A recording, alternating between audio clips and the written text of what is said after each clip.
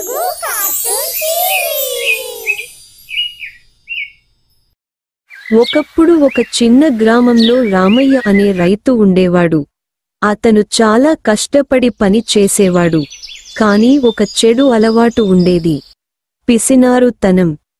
ఏదైనా వస్తువు వృధా అవుతుందేమోనని భయపడి దాన్ని వాడడానికే ఇష్టపడేవాడు కాదు. అతని ఇంట్లో బంగాళదుంపలు, బియ్యం, గోధుమలు పెద్ద సంచుల్లో ఉండేవి.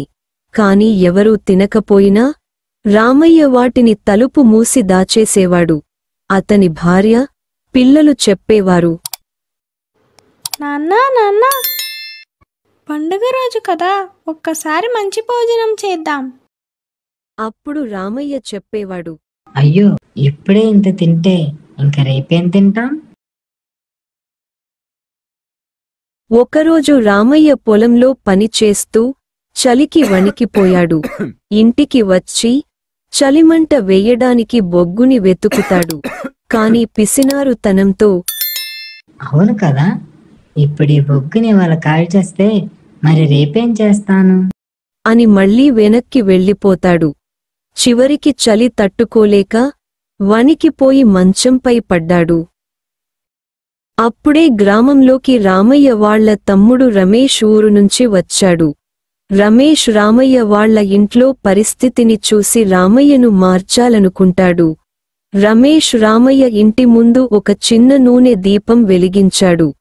రామయ్య ఆశ్చర్యపోయి అడిగాడు, ఇంత నూనె వృధా చేస్తున్నావు? దీపం మార్పేస్తే బాగుండదు?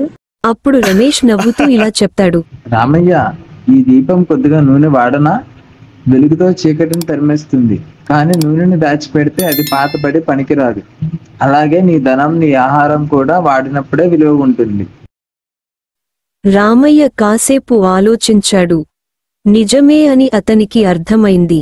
ఇంతవరకు దాచిపెట్టిన బియ్యం, పప్పులు అన్నీ తీసి పక్కింటి పేదలకు పంచాడు. గ్రామంలో పండుగల ఆనందం చెలరేగింది. గ్రామంలోని పిల్లలు అతని గురించి చెప్పుకునేవారు, రామయ్య గారు పిసినారి వారు కాదు, వారు చాలా దయాగుణం కలిగిన వారు.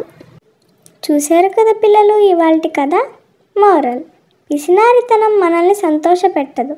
దాచిన దానికంటే పంచినదే నిజమైన ఆనందం.